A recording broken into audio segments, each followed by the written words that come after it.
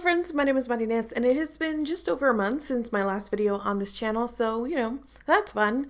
It is actually not fun because I have just been working a lot and stressing out. So I've mentioned before that whenever that happens, when I'm not like making content even semi-regularly, anxiety brain turns on and I'm like, oh my goodness, do I even remember how to make a video? And like the task anxiety gets so great that it feels like this becomes an impossible thing. But I was sitting here and lunchtime was happening and I was like, you know what? I'm just gonna sit down and talk about a book. this is gonna be a chatty review, and it is a chatty review of Lore by Alexandra Bracken. This was our pick for February for the House Salt Book Club, which means that there's already a live show for this. And even if you sit through this review, I recommend that you check out the live show if you can, just because we had so much fun. None of us liked it, and it was very good to talk out those feelings and try and pinpoint why exactly we didn't like it. So that is like the other thing. Everybody that I know who has read this has rated it highly on Goodreads,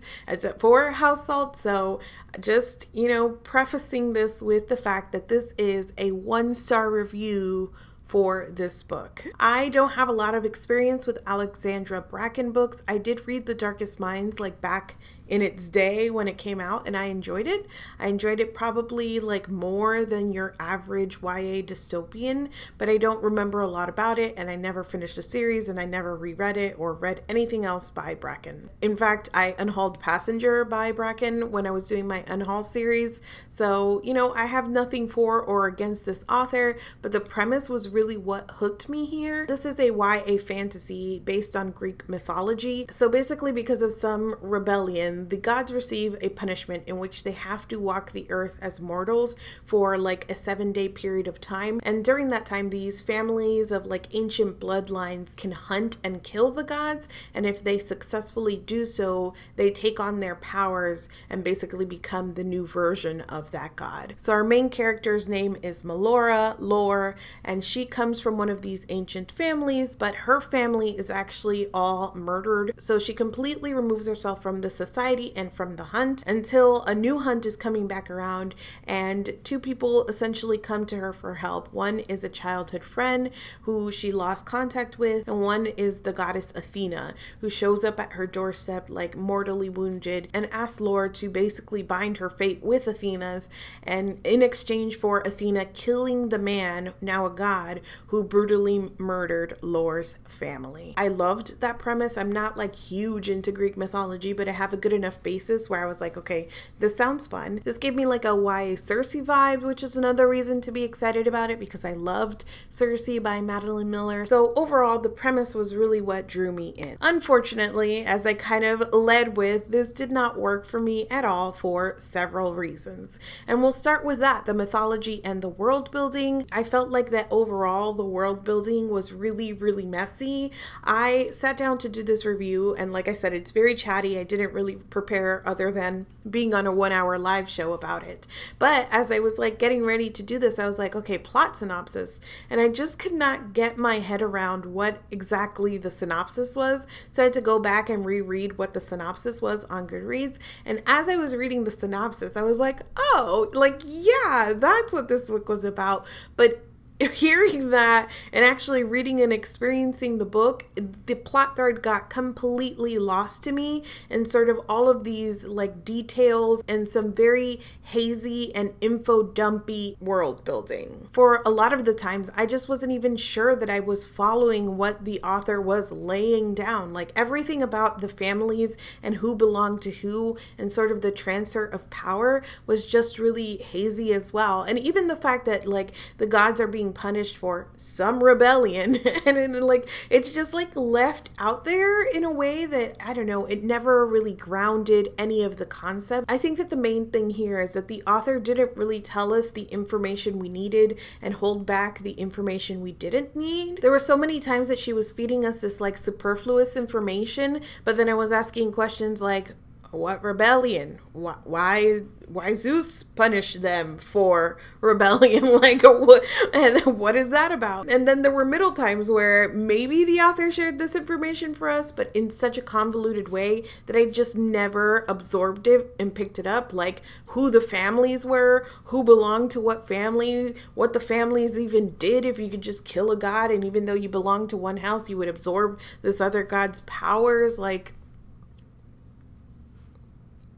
unclear. And I'm more than okay admitting when I feel like it's a me problem where I'm not, absorbing. But I honestly think that in this case, it was a writing problem, that the author did not do a good enough job grounding her world, explaining her world, building her world, and showing rather than telling her world. I also struggled to invest in any of the characters at all, but that was a particular struggle with the main character lore. There were a lot of things here that felt very superficial in terms of what the author was relying on to convey information to us. For the world building and the Greek mythology aspect of this, it was like the super basic understanding of Greek mythology where like certain powers and certain gods, but like it didn't really dive deep into anything. It didn't put fun new twist on anything. It was like very generic, like Apollo, heal, Ares, war sort of thing. And then we see that again with Laura and her characterization, where we basically meet her in a fight ring because of course we do. And I also think that some of the thematic stuff, like some of like the feministy takes on this were also superficial, but we'll get to that in a bit. For Laura's characterization, some of that stuff that we're being told but never shown gets in the way because she starts to make very bad decisions later on. Like she's kind of being obtuse and she's not seeing things clearly the way that the reader is sometimes seeing them. So because I didn't have any emotional investment in this character, because I truly didn't know anything about this character other than like, she lost her family, she ran away from this world, and she loves New York City. Like those are the three things that I think I can list off. So when I was getting frustrated with her decision making, when I had more information than her as the main character, it became an experience that was unenjoyable. It's not that you can't do those things, but that you have to have some other entry point or attachment. And a lot of times that is just buy-in with the character and believing, even though they're making bad decisions, like I'm rooting for you. I want you to win. And I just unfortunately didn't have that with Lore, because again, I didn't feel like she was a fully realized character. It just felt kind of flat. Sometimes flat, and sometimes it just felt like whatever the plot needed, that was sort of like how Lore was reacting. Some of the stuff that she told us when she met us about like, her involvement with the gods in this world, and some of like how I projected like, okay, if my family was brutally murdered within the confines of this world, like here's how I think it would be fair to act. And some of the things that Lore did, I'm like, girl, why? And there was no compelling reason as to why, especially as we see her behavior shift and change. It was just because like the plot. The other characters were more of the same. I think that Miles and Van were a little brighter than everybody else, but by virtue of just getting like the sarcasm and quips, which stand in for personality a lot of times when you have flat characters. And it's why like the funny characters, the funny side characters are often like the favorites, because they have some spark to them, and that's very much how I felt in this book. Those two are pretty objectively the best, but mostly because they show some personality. Castor was like fine. He was like sort of aggressively meh to me, and in some ways that feel nitpicky if I'm just thinking about them in isolation. But in the grander scheme of all of these things not working for me, I understand why these nitpicks became glaring things. For instance, Castor is like running around telling Lore like, you're better than this, whenever she wants to fight and kill people who are trying to kill her. He doesn't want her to be involved in the violence. He doesn't want her to defend herself. He doesn't want her to kill anybody, which intellectually I understand, had it not been for his own behavior. So there were times when people were coming for Lore that he was like, I'll kill them. Sir, you were just preaching about non-violence. I understand that there were feelings there, so it was sort of protectiveness, but of the flavor and variety, I was just kind of like meh about. The villains also fell flat to me, and it goes back to what I was saying about superficial storytelling. The Ares character, who is the one who kills Lore's family, is depicted in such a way that uses these like cheap shorthands to really up the stakes or brutalize the world. So content warnings for discussions of rape and pedophilia. And those two things are things that I always say that it's not that they cannot exist in fiction, but to me, it just felt like they were peppered in there to really say this world is dark, and there was no other like anything commentary. There was, I don't know, it just felt like cheap shorthand. And again, had it just been that one thing, like maybe I would not have noticed, but because the author used so much cheap shorthand to characterize and build her world,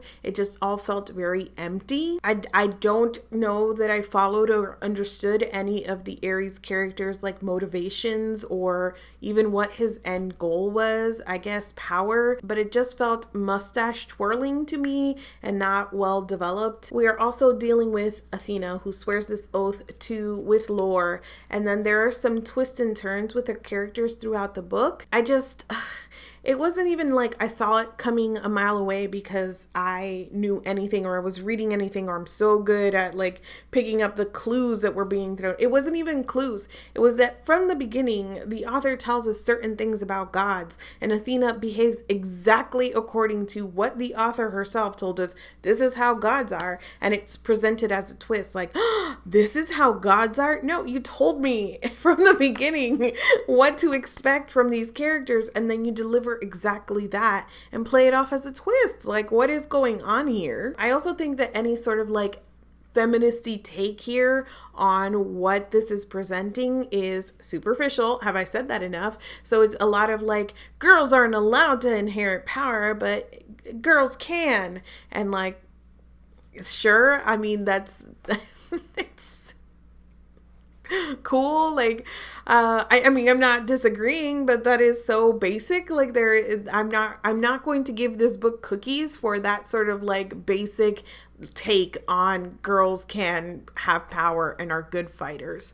There was a little more that the book tried to do in terms of telling us how Athena is portrayed and saying that maybe some of the things that we know about Athena and Medusa like aren't quite exactly what you expect or what were portrayed. And then towards the end of the book though, as her character keeps like twisting and turning, it almost undoes some of that messaging. So it's like, what was the point?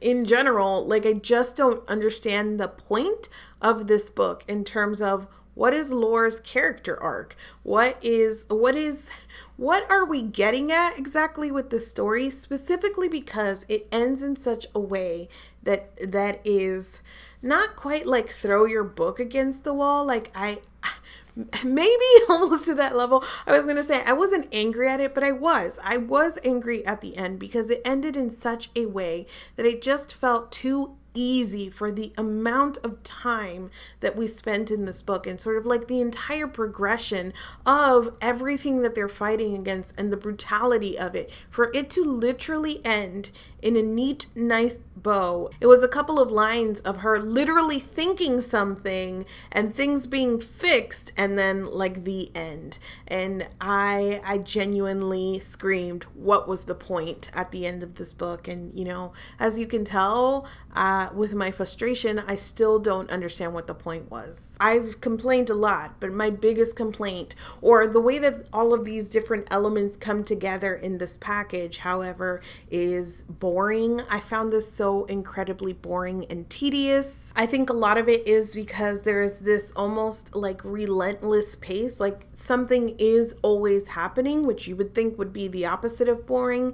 But the problem is that, again, it's like washing over you in this way, or it was washing over me in this way, where I was like only understanding half of what was happening. I didn't care about any of the characters, and the action itself felt very repetitive. We were caught in this constant cycle of Lore like going out and doing something, usually something questionable, her getting gravely hurt because of the questionable decision making, Lore blacking out, Castor healing her, and then her waking up and deciding to go do another questionable thing. So sure, that happened in like rapid fire succession, but it was the same thing over and over again, and I just was so bored. Add to that the fact that intercut throughout she flashes back to the past, and the past pieces of it weren't necessarily boring because we were receiving important portions of the story, but they were very much slower. So the balance of past and current, and the fact that the current stuff was like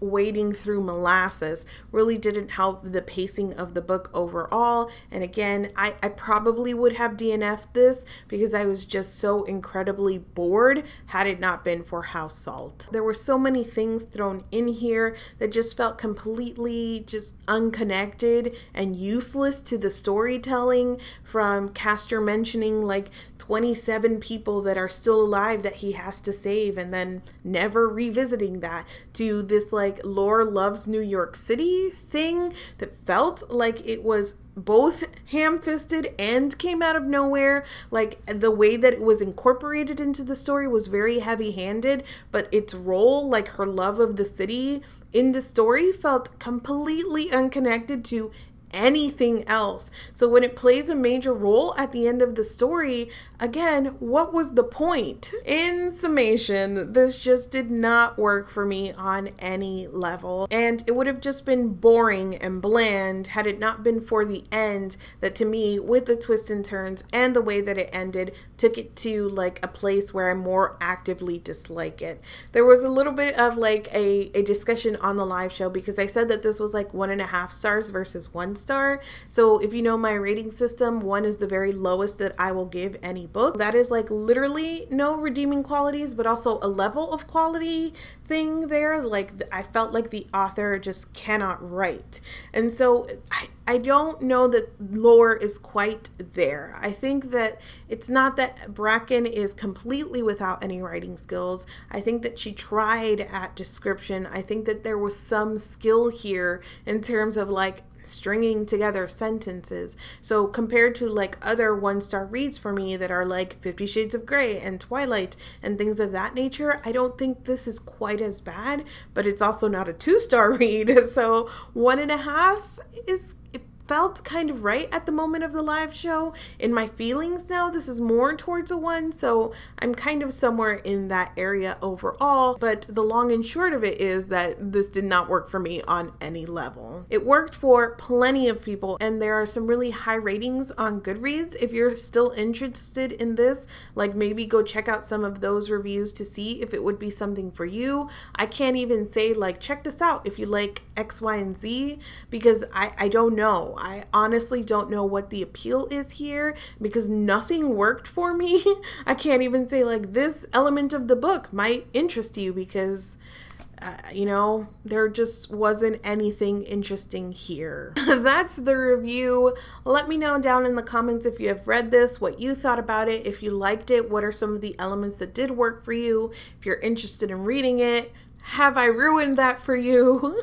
I'd love to talk to you guys about this book, and hopefully I'll be seeing you guys more often around here. I always say that. That is always my hope. Work is just really busy right now, so we'll see how it goes. I just had enough feelings about this and had worked it out enough in my head that I could sit down and let you know how I felt about it. Thank you so much for watching this video, and I will see you guys soon. Like, Zeus is punishing them. Okay, why? Like, I don't know what the point was. It was a couple of lines of her just like, I can't even.